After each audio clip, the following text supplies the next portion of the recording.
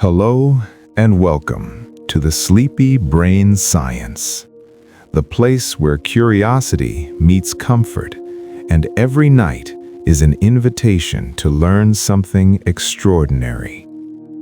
Tonight, we are going to explore something that has shaped every civilization, every poem, every song, and every heartbeat since the beginning of recorded human experience. We are going to talk about love. Not the greeting card version, not the movie version, the real, living, breathing, scientifically astonishing version, the one happening inside your brain, your blood, and your nervous system, even as you lie here listening. This is a long and gentle journey through 100 remarkable facts science has discovered about love. There is nowhere you need to be, nothing you need to solve tonight. Just let these ideas drift through you, one quiet fact at a time. Let your body settle, let your breathing slow, and let's begin. When you fall in love, your brain activates the same reward pathways that respond to food and water. Love is literally treated like a survival necessity. Brain scans show that looking at a photo of someone you love can trigger dopamine release in under 1 second, faster than you can name what you're feeling. The prefrontal cortex, the part of your brain responsible for rational judgment, becomes less active during intense romantic attraction. Love really does make you a little less logical, and that appears to be intentional. 3 specific brain regions light up together during romantic love: the ventral tegmental area, the caudate nucleus, and the putamen. Together, they form a circuit that drives desire, motivation, and habit formation. The same brain area that processes the anticipation of a reward also activates when you simply think about seeing someone you love.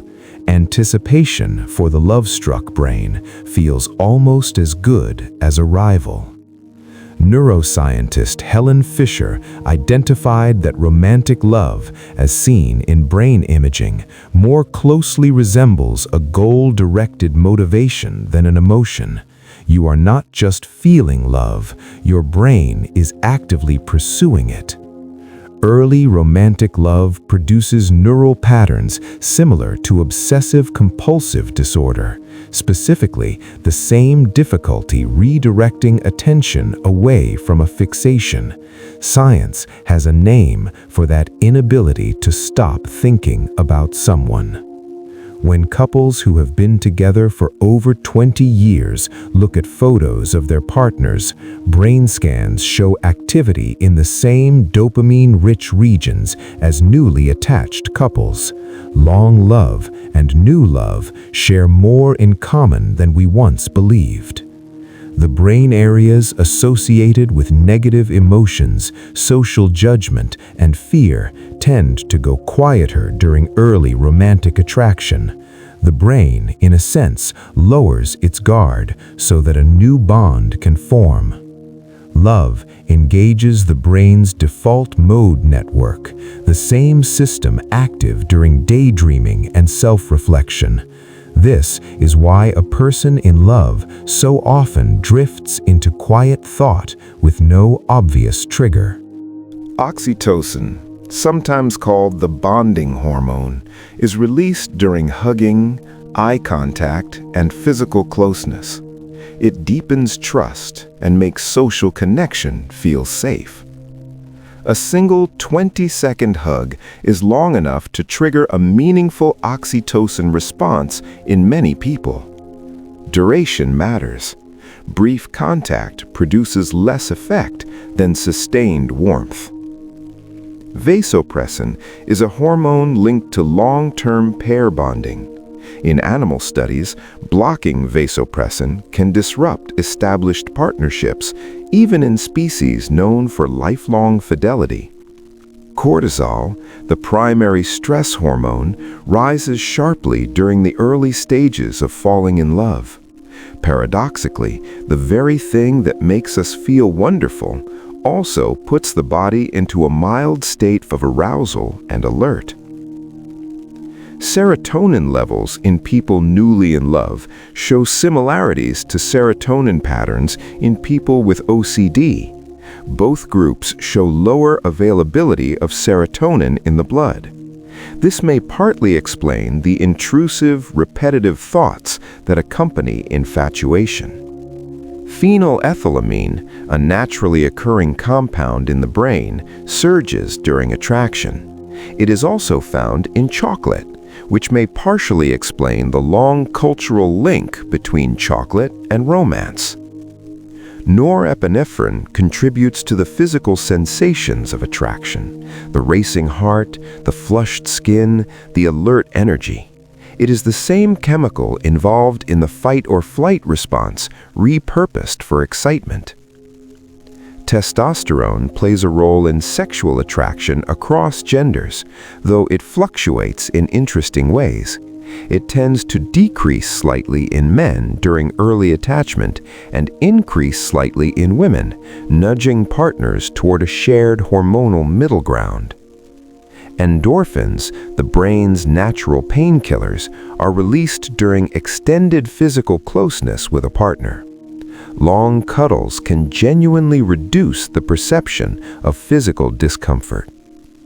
Over time, in a secure relationship, the cocktail of neurochemicals shifts. The initial dopamine and cortisol surge gradually gives way to steadier oxytocin and endorphin patterns, the chemistry of safety replacing the chemistry of urgency. Heart rates can synchronize between two people who feel emotionally connected. When they sit quietly together and feel safe, their cardiovascular rhythms can drift toward the same pace. Breathing synchrony has been documented between partners during relaxed, connected conversation. Two bodies sharing calm can literally breathe as one. Skin conductance, a measure of subtle sweating triggered by emotional arousal, mirrors between people who feel close.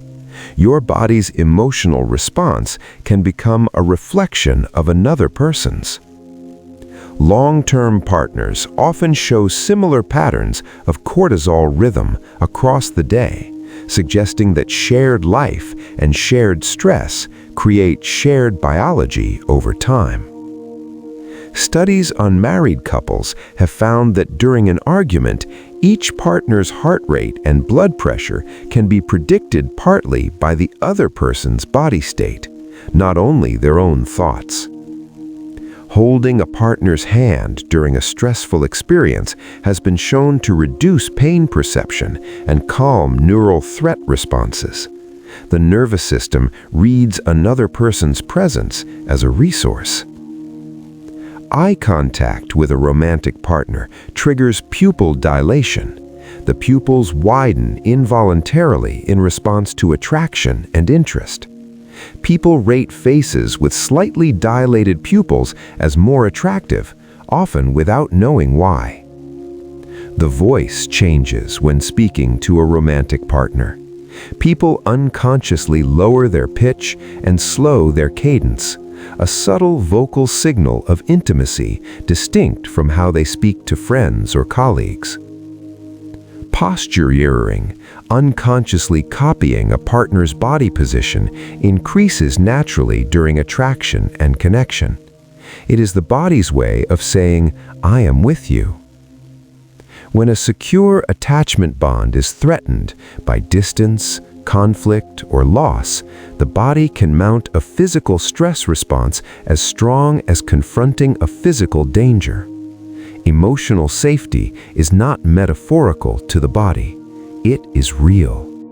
Emotionally intense experiences are encoded more deeply in long-term memory.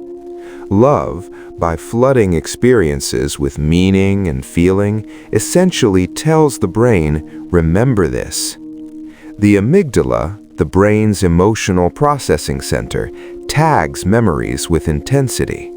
Romantic memories receive some of the strongest tags the amygdala assigns. People in the early stages of love recall partner-related details with unusual accuracy, including things said weeks earlier that they could not normally have retained. A scent associated with a romantic partner can trigger vivid memory recall even decades later. The olfactory system connects more directly to memory and emotion than any other sense. Breakup-related memories can feel intrusive and repetitive because the brain continues to process and search for patterns in an experience it has not yet resolved. The replaying is not weakness, it is your brain completing emotional processing. People report that hearing a specific song associated with a past relationship can recreate the emotional state of that period with remarkable intensity. Music and romantic memory share overlapping neural storage. Positive relationship memories can buffer the emotional impact of conflict. Couples who regularly revisit shared happy memories report higher relationship satisfaction and greater ability to manage disagreement. Memory reconsolidation, the process by which memories are rewritten each time they are recalled, means that love-related memories can gradually change. How you remember a person shifts as your life changes around that memory. People tend to remember the beginning and the end of relationships most vividly, with the middle years often becoming blurred. This mirrors the serial position effect seen in general memory research. After a relationship ends, the brain does not simply delete the bond. The neural pathways remain, which is why triggers, reminders, and old places can unexpectedly resurface emotion long after the relationship has closed. Attachment theory, developed by John Bowlby, proposed that the bond between infant and caregiver creates a template for all future close relationships. That template is deeply but not permanently set. Secure attachment in infancy, characterized by a reliable, responsive caregiver, is linked to greater emotional regulation, higher relationship satisfaction, and stronger resilience in adulthood. Anxious attachment, which often develops when care was inconsistent or unpredictable, can lead to heightened sensitivity to relationship signals in adulthood, especially perceived distance or withdrawal. Avoidant attachment, which can develop when emotional needs were regularly dismissed, often results in discomfort with closeness and a tendency to self-soothe through independence rather than seeking connection. Researchers estimate that roughly 55 to 60% of adults in Western samples show secure attachment patterns. The remainder hold either anxious, avoidant, or disorganized styles, none of which are permanent. Attachment styles can shift across a lifetime. A single relationship with a reliably caring partner can slowly move someone from an insecure to a more secure pattern. These shifts take time, but they are well documented.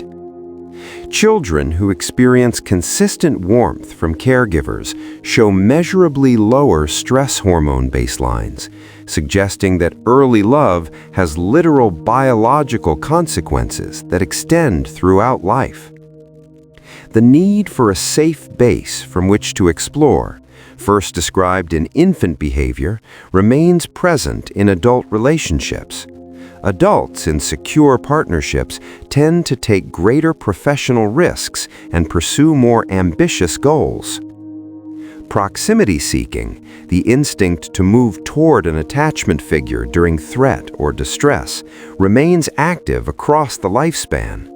Adults seek partners, much as children seek parents, for comfort, not dependency. Earned security is the term for attachment security developed in adulthood despite an insecure early history. It is as real and as protective as naturally developed security, and it is more common than most people realize. Romantic love has been identified in surveys of 166 different societies, approximately 89% of cultures studied. Some form of romantic attachment appears to be a human universal. Prairie voles are one of the few mammal species that form monogamous pair bonds, similar to humans. Their brains have an unusually high density of oxytocin and vasopressin receptors, a neurochemical blueprint for lifelong bonding. Elephants show mourning behavior toward deceased partners and family members, returning to bones, standing silently, and sometimes carrying remains. The neuroscience of grief and love appear to share ancient roots. Albatrosses are famous for forming multi-decade pair bonds. They spend years apart at sea, then return and engage in elaborate reunion dances with the same partner. Loyalty in some species outlasts every separation. In many primate species, social grooming, picking through a partner's fur, serves less as hygiene than as a mechanism for releasing endorphins and reinforcing bonds. The biology of connection predates language by millions of years. Research across 37 different cultures found that kindness, intelligence, and emotional stability were ranked as top partner preferences everywhere surveyed, suggesting that the core ingredients of attraction may be deeply universal. Different cultures assign different emotional significance to the heart, stomach, liver, or head as the seat of love. What varies across cultures is the language of love. What remains constant is the felt experience. Collectivist cultures, where family and community bonds take priority, tend to approach romantic love differently than individualist cultures, but the neurochemical experience of falling in love appears strikingly similar across both. Arranged marriages, studied longitudinally, show that romantic love can develop after marriage just as strongly as it develops before. Love is not only a precondition for partnership, it can be its product. The concept of companionate love, deep affection and commitment without the urgency of passionate intensity, appears in philosophical writing from ancient China, ancient Greece, and indigenous oral traditions alike. Humans have always recognized that love has more than one form. Married and partnered individuals statistically show lower rates of heart disease than those who live alone, an effect that remains even after controlling for lifestyle factors like diet and exercise. Social support from a partner can meaningfully reduce the severity of perceived pain. The brain's pain matrix is partially downregulated by the presence of a trusted person. Loneliness has been linked to increased systemic inflammation, a biological risk factor for numerous chronic diseases. Love, in protecting against loneliness, may also protect against inflammation. People in satisfying long-term relationships show longer telomere length on average, telomeres being the protective caps on chromosomes associated with cellular aging. Happy love may, in a literal sense, slow certain aging processes. Wound healing has been shown to be slower in couples experiencing high conflict compared to those experiencing low conflict, even when wounds are inflicted in a controlled clinical setting. Relationship quality reaches into the biology of physical repair. Cancer patients with strong social support and close relationship bonds show better treatment outcomes in multiple studies. Not because love is a medicine, but because it reduces stress load and supports adherence to care. Sleep quality is one of the most reliable markers of relationship satisfaction. When a relationship is going well, most people sleep better. When it is not, sleep is among the first casualties. Skin-to-skin contact between new parents and newborns regulates the infant's heart rate, temperature, and cortisol levels. The biology of love begins at the very first breath.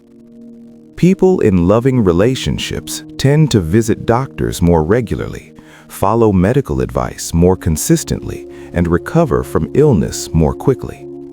Being cared for increases the likelihood of caring for oneself. Laughter shared between partners has been associated with higher relationship satisfaction and lower self-reported stress. The ability to find something funny together is not trivial. It is bonding chemistry in action. The Michelangelo phenomenon describes how partners gradually shape each other toward their ideal selves, not through criticism, but through encouragement and mirroring. Love can slowly sculpt who you become. Feeling truly understood by a partner activates the brain's reward system even when no physical touch is involved. Being seen, emotionally, intellectually, is a biological pleasure. The Gottman Institute's decades of relationship research found that the ratio of positive to negative interactions matters deeply. Relationships with roughly 5 positive exchanges for every 1 negative one tend to remain stable and satisfying. Turning toward a partner's bids for connection, small moments where someone seeks acknowledgement, humor, or comfort, predicts relationship longevity better than how couples handle major conflicts. Specific compliments activate more trust in the brain than general ones. Saying, "I noticed how patient you were in that conversation," is processed differently than "you are great." Detail signals genuine attention. Shared novelty, trying something new together, activates dopamine systems and can refresh attraction in long-term relationships. The newness does not need to be dramatic. Even a new walking route can shift the chemistry. Gratitude expressed regularly in a relationship lowers partner resentment and increases mutual willingness to invest effort. A simple, sincere acknowledgement does more for long-term love than most grand gestures. Physical touch that is welcomed and expected, like a hand on the back or a shoulder squeeze, has been shown to increase cooperation and reduce interpersonal tension, even in non-romantic contexts. Vulnerability, the willingness to share something uncertain or difficult, accelerates emotional intimacy more than shared success does. Being honest about struggle creates connection. Sharing triumph alone does not. Couples who develop private language, nicknames, inside references, shared codes of meaning tend to report higher relationship satisfaction. That private vocabulary is a sign of genuine co-created closeness. Heartbreak activates the anterior cingulate cortex, the same brain region that processes the pain of physical injury. The reason a broken heart aches is that to the brain, it genuinely does. Social rejection produces a measurable drop in core body temperature in many people. The expression "cold shoulder" may have a literal physiological basis. Intrusive thoughts following a breakup, replaying conversations, imagining alternatives are part of the brain's normal meaning-making process. The mind is searching for a pattern it can use to prevent future pain. Physical exercise has been shown to speed emotional recovery after relationship loss by promoting neurogenesis in the hippocampus and reducing cortisol elevations. Movement genuinely helps a broken heart.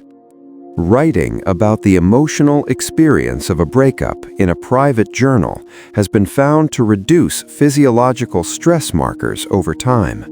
Language gives the brain a structure for what otherwise feels formless.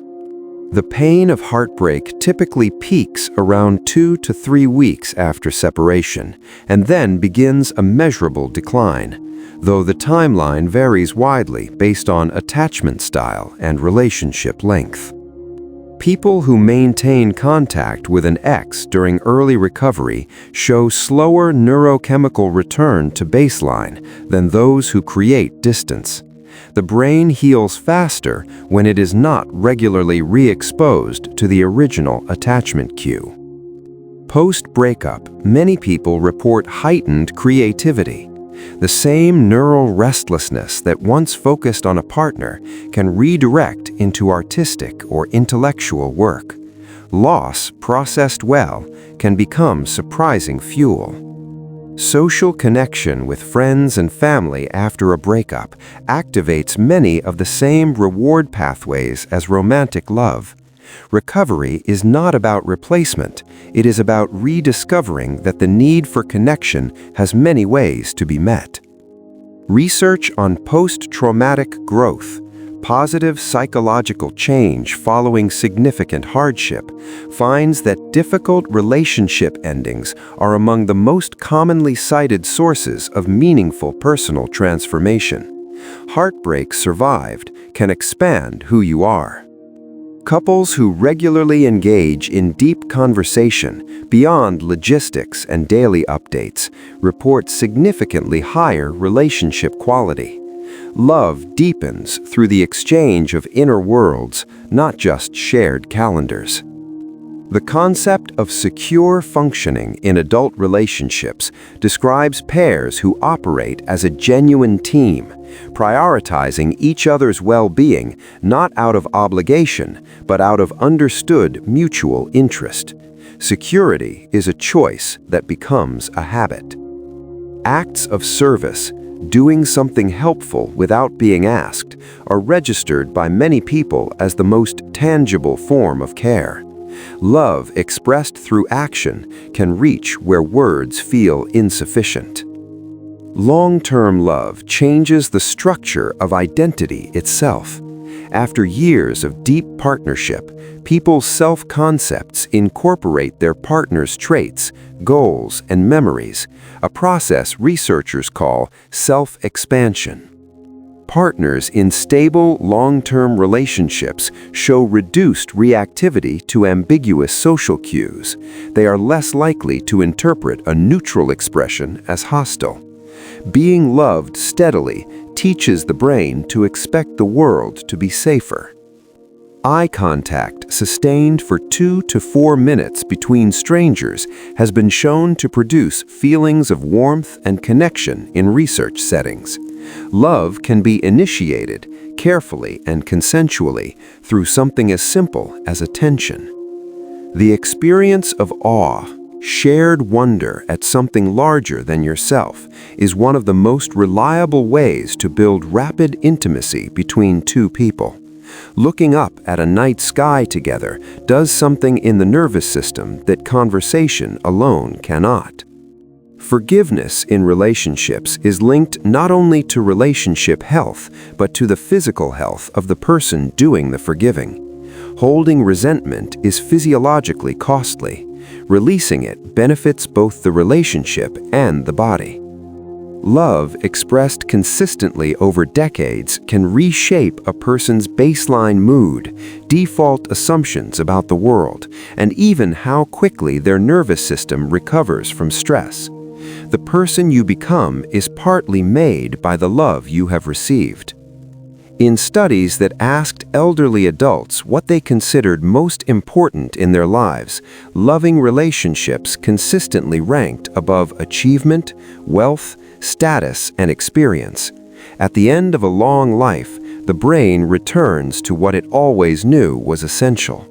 Connection is not a reward for a life well lived. It is how life becomes well lived in the first place. And there we are, 100 quiet windows into one of the most extraordinary experiences the human mind has ever known.